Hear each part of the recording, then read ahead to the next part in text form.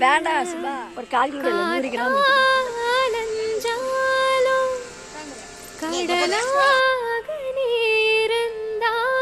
Hi, video பார்க்குற எல்லாருக்கும் வணக்கம். எல்லாரும் நல்லா இருக்கீங்களா? நாங்கள் நல்லா இருக்கோங்க.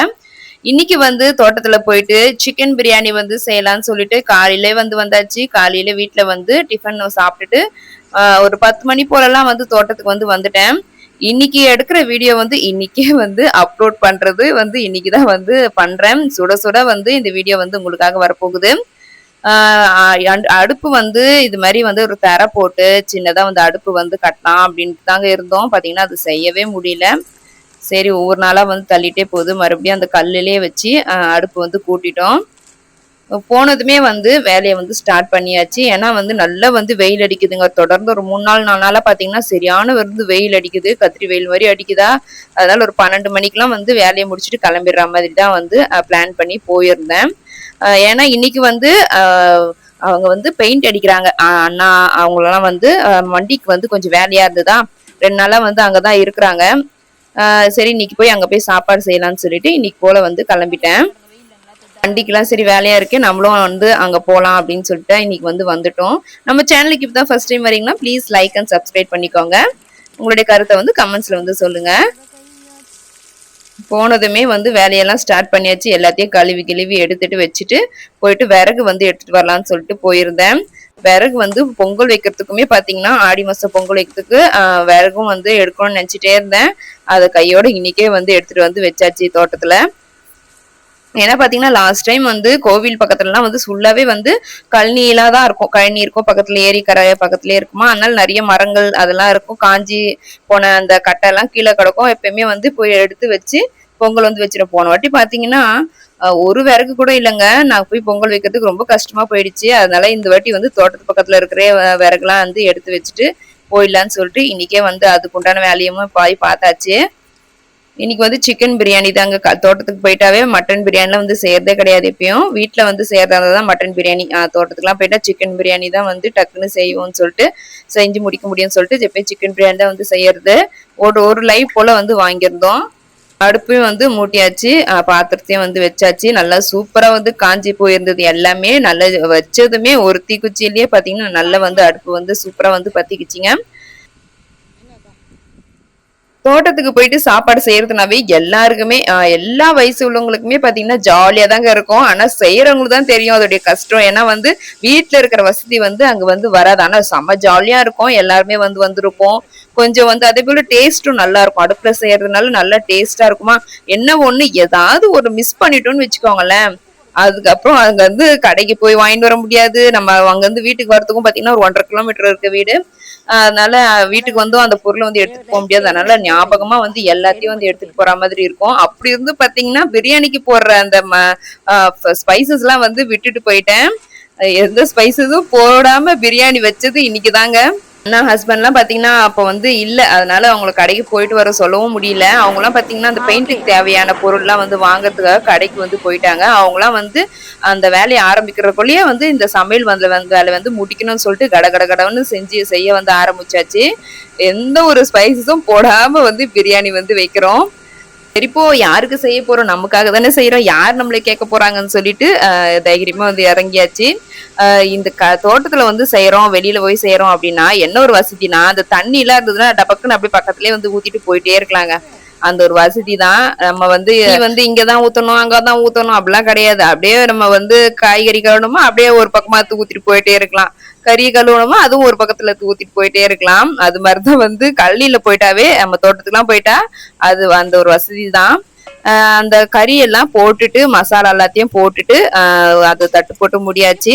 வேகட்டும்னு சொல்லிட்டு நான் போயிட்டு வெண்டைக்காய் வந்து போய் பார்க்கலாம் எவ்வளவு காய்ச்சிருக்கு. ஏன்னா ஒரு 2 நாள் முன்னாடி வந்து ஃபுல்லா முத்தின வெண்டைக்காய் எல்லாம் பறிச்சு போட்டாச்சு. சரி, இப்ப கொஞ்சம் வளர்ந்துருக்கும்ல, ஒரு நாள் விட்டு ஒரு நாள் எப்படியும் வெண்டைக்காய் வந்து நம்மளுக்கு காய் கொடுக்கும்.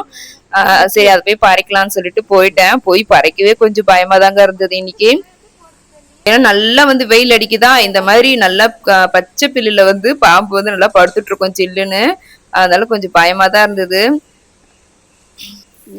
ஃபுல்லா வந்து ஏர் ஓட்டாம தாங்க வச்சிருக்கோம். ஏன்னா பாத்தீங்கன்னா டிராக்டர் வந்து ஸ்டார்ட் ஆகல, ஏன்னு தெரியல. அது ரெடி பண்ணவே இல்லைங்க. அதனாலதான் இன்னும் வந்து அந்த கலப்பை போட்டு கீறாம வச்சிருக்காங்க. இது மாதிரி வச்சிருக்கவே மாட்டோம் எப்பயுமே. ஏன்னா மாடு கண்ணு இருக்கிறதுனால பூச்சி பொட்டு வந்து தங்கிட்டு போகுது சொல்லிட்டு எப்பயும் சுத்தமா தான் வச்சிருப்போம். இந்த முறை பாத்தீங்கன்னா அப்படியே வந்து விட்டு வச்சிருக்கிறோம். டிராக்டர் வந்து ஸ்டார்ட் ஆகல. அவர் எப்போ ஸ்டார்ட் ஆகுறாரோ அப்பதான் வந்து கீறி விடணும். இந்த ஒரு மரம் நிழல் வந்து இருக்கிறதால ஏதோ வந்து தப்பிச்சுக்கிட்டு இருக்கிறோம். நம்ம தோட்டத்துல வந்து பாத்தீங்கன்னா எந்த ஒரு ஷீட்டு எதுவுமே போடாம தாங்க அப்படியே வானம் பார்த்த பூமியா தான் நம்ம இடம் வந்து இருக்கு. இன்னும் எதுவுமே வந்து ஷீட்டு ஓடு போடுறது எதுவுமே கிடையாது. வந்தா இந்த புளியாங்க மரத்து அடியில தான் மட்டும் வந்து உட்கார்ந்து போறது எல்லாமே வந்து வச்சிருக்கிறோம். ஷீட்லாம் போட்டா நம்ம வந்து நல்லா கொஞ்ச நேரம் ரிலாக்ஸ்டா வந்து உக்காந்துட்டு போகலாம். சாப்பாடு செஞ்சதுமே சாப்பிட்டு கிளம்பி ஓடுறதா தான் இருக்கு எப்பயுமே. அதுதான் எப்பயுமே நாங்க வந்து சாயங்கால டைம்ல தான் வந்து அதிகபட்சம் வந்து நம்ம தோட்டத்துக்கு வந்தாவே சாயங்கால டைம்ல தான் வருவோம். அப்பதான் வந்து வெயில் வந்து கம்மியா இருக்கும். கொஞ்ச நேரம் போல வந்து நல்லா ஜாலியா வந்து ரேவந்த் வந்து விளையாடுறா போல இருக்கும். இந்த மாதிரி நல்லா காலையில வெயில்ல எல்லாம் வந்துட்டோம்னா சுத்தமா வந்து உட்கார கூட முடியாதுங்க. அது புளியாங்கமரனாவே நல்லா ஹீட்டு தான் சொல்லுவாங்க. அதுலயும் அங்க வந்து உட்காந்து சாப்பாடு செய்யறது கொஞ்சம் கஷ்டமா தான் இருந்தது. ஆனா ஏதோ இப்போ வந்து கத்திரி வெயில் இல்லாததால நம்மளுக்கு கொஞ்சம் ஓரளவுக்கு வந்து வெயில் வந்து ரொம்ப அந்த பீச்சனை வந்து அடிக்காது. அதனால வந்து இப்ப சமைக்கலாம்னு சொல்லிட்டு இன்னைக்கு வந்தாச்சுங்க. ரொம்ப நாள் ஆயிடுச்சு தோட்டத்துல வந்து சமைச்சு. அதனால வந்து இன்னைக்கு வந்துட்டோம். இதுவே அந்த பெயிண்ட் அடிக்கிற வேலையா இருக்கிறதால தான் வந்தோம். இல்லைன்னா அது கூட இன்னைக்கு வந்திருக்க மாட்டோம். போயிட்டு வெண்டைக்காய்லாம் வந்து போய் கட் பண்ணி எடுத்துட்டு வந்துட்டேன். ஒரு 10 வெண்டைக்காய் போலதாங்க இருந்தது இன்னைக்கு. ரொம்பலாம் வந்து இல்ல. ஒரு 100 கிராம் போலதான் இருக்கும். 150 கிராம் தான் இருந்திருக்கும் இன்னைக்கு பறிச்சுட்டு வந்தது. கரெக்டா வந்து கறியும் நல்லா வெந்து போயிருந்தது. வந்து எடுத்துட்டு வந்து அந்த பாத்திரத்து ஃபுல்லா வந்து அரிசி வந்து ஊற வச்சிருந்தேன். அதே பாத்திரம் 2 வாட்டி தண்ணி ஊத்தியாச்சு. இதுதான் வந்து அளவு. தண்ணி நல்லா சூப்பரா சலசலன்னு வந்து கொதிச்சாச்சு. அதுக்கப்புறம் அரிசியை போட்டு கொஞ்சம் தீ வந்து கம்மியா வச்சுட்டு அப்படியே வந்து க்ளோஸ் பண்ணி விட்டுட்டேன். வீட்டிலலாம் செஞ்சோன்னா நல்லா 2 மணி நேரம் மேலே ஆகும் பிரியாணி செய்யறதுக்கு. அது தோட்டத்து பக்கம் வந்துட்டோன்னா ஒரு மணி நேரத்துலேயே வந்து அந்த அடுப்பில் வந்து செஞ்சிடலாங்க. எந்த சமையலாக இருந்தாலுமே அந்த அடுப்பில் வந்து செஞ்சோன்னா நல்லா கிடுகிடுன்னு செஞ்சிடலாம். எத்தனை பேருக்கு சமைச்சாலும் சரி அந்த ஸ்பீடாக வந்து சமைக்கிற மாதிரி இருக்கும். பக்கத்துலேயே பார்த்தீங்கன்னா பிரியாணி அடுப்பு பக்கத்துலேயே இன்னும் 2 கல் வச்சு அடுப்பு வந்து இன்னொரு அடுப்பு வந்து மூட்டாச்சு. அந்த கடாயில வந்து முட்டை போட்டு வச்சாச்சு. வைக்கும் போதே வந்து சொல்லிட்டு தான் வந்து வச்சேன். அந்த டபரா வந்து பிரியாணி டபரா எடுக்கும் போதே வந்து அந்த முட்டையை வந்து யாராவது பிடிக்கணும். அப்பதான் வந்து எடுக்க முடியும். அப்பதான் வந்து நாட்டாது. ஏன்னா ஃபுல் சப்போர்ட் பாத்தீங்கன்னா அந்த பாத்திரத்துலதான் வந்து சப்போர்ட் பண்ணி வச்சாங்க அம்மா. அது பாத்தீங்கன்னா ஞாபகமே இல்லைங்க. அப்படியே சட்டுன்னு வந்து எடுத்துட்டோம் அந்த பிரியாணி டபராவை. லைட்டா வந்து அந்த கடாய் வந்து லைட்டா சாஞ்சிருச்சு. இந்த கடாயில இருக்கிற தண்ணி எல்லாமே அந்த கீழே இருக்கிற அந்த நெருப்பு மேல பட்டு அப்படியே அடுப்பே வந்து ஒரு செகண்ட் வந்து அணிஞ்சு போச்சு. இறக்கும் பொழுது எல்லாம் வந்து வெந்துருச்சு. அப்புறமேட்டு தான் வந்து இறக்கணும். கரெக்டா அது வேகத்தை முடிக்கிறதுக்கும் தண்ணி ஊத்துக்கு சரியா போச்சு. இலையே பாத்தீங்கன்னா இல்லைங்க, காத்து அடிச்சிருந்தது பாத்தீங்களா ஒரு 2 வாரம் முன்னாடி. அதுல எல்லா வேலையும் வந்து நல்லா கிழிஞ்சு போச்சு. ஒரு 2 இலை போலதான் கஷ்டப்பட்டு தேடி கண்டுபிடிச்சு. இதுலயும் பாத்தீங்கன்னா பாதி இலை வந்து அறுத்து இருந்தது. மீதி இலை தான் கொஞ்சம் நல்லா இருந்தது. அதையும் போயிட்டு பார்த்து கவனமா கட் பண்ணி எடுத்துட்டு வந்துட்டேன். ஒரு 11 மணி போலதான் கரெக்டா வந்து அடுப்பு வந்து பத்த வச்சோம். அந்த கொஞ்சோண்டு கறி மட்டும் எடுத்து வச்சாச்சு கிரேவிக்கு. ஏன்னா இந்த சிக்கன் 65 எல்லாம் வந்து அதிகமா எங்க வீட்டுல வந்து விரும்ப மாட்டாங்க. ரேவந்த் மட்டும் தான் அது கொஞ்சம் ஆசைப்பட்டு சாப்பிடுவான். மற்றபடி சிக்கன் 65 எல்லாம் யாரும் நம்ம வீட்டுல எண்ணெயில பொரிச்சது வந்து அந்த அளவுக்கு வந்து நாங்க இன்ட்ரெஸ்டா சாப்பிட மாட்டோம். இந்த கிரேவி தான் வந்து செய்யலாம்னு சொல்லிட்டு கொஞ்சமா போல கிரேவி வந்து எடுத்து செஞ்சாச்சு. 11 மணி போல அடுப்பு வந்து பத்த வச்சுங்க. 12 மணிக்கெல்லாம் சூப்பரா வந்து ரெடி ஆயிடுச்சு. ஒரு 12:30 மணிக்கெல்லாம் ரெடி ஆயிடுச்சு. 12:30 மணிக்கெல்லாம் கரெக்டா வந்து உட்காந்து சாப்பிடுறோம். என்ன சொன்னாங்கன்னா, நான் வந்து எங்க அண்ணனுக்கு வந்து 2 முட்டை வச்சேங்க. அப்போ வந்து எங்க அம்மா என்ன சொன்னாங்கன்னா, 2 முட்டை வைக்கிறியா உங்க அண்ணனுக்கு மட்டும், இதுதான் வந்து உங்க கொள்ளாயா வந்து கேட்டுட்டு இருக்கோம்.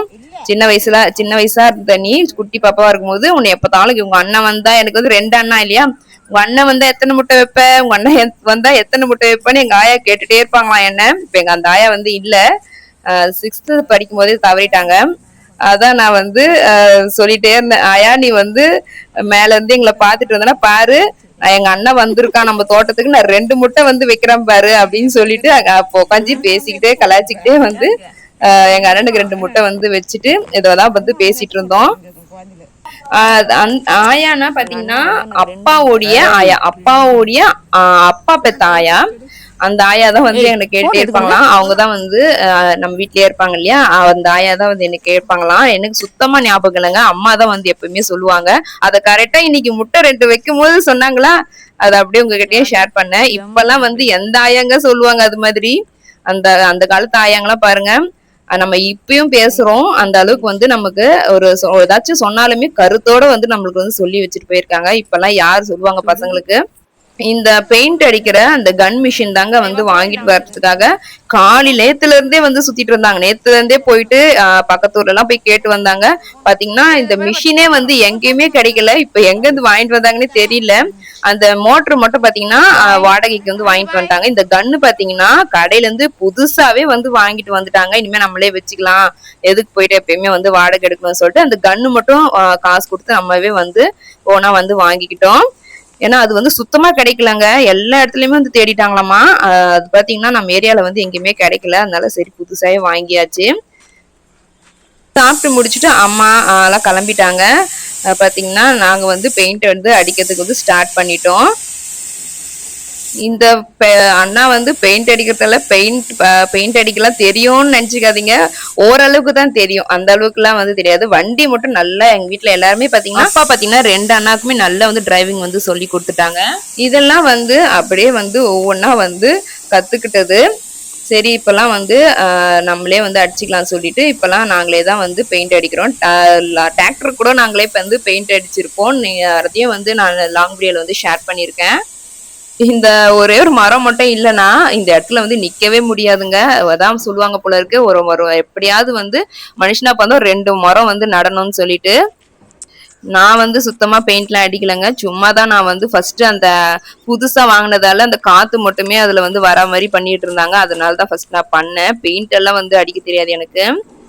கண்ணுக்குட்டிக்கு வந்து தண்ணி எல்லாம் வச்சுட்டு பில்லெல்லாம் புடுங்கி போட்டுட்டு நானுமே வந்து ஒரு மதியம் 2 மணி 2:30 மணி போலலாம் வந்து வீட்டுக்கு வந்து கிளம்பிட்டேங்க. அது அப்படியே தான் வந்து இன்னைக்கு நைட்டே வந்து அப்லோட் பண்றேன் இந்த வீடியோவை. சரிங்க, இந்த vlog வந்து நான் இதோட முடிச்சுக்கிறேன். உங்களுக்கு இந்த வீடியோ வந்து பிடிச்சதுன்னா ப்ளீஸ் லைக் அண்ட் சப்ஸ்கிரைப் பண்ணிக்கோங்க. அடுத்தது ஒரு சூப்பரான ஒரு vlogல வந்து உங்களை வந்து பார்க்குறேன். பாய்.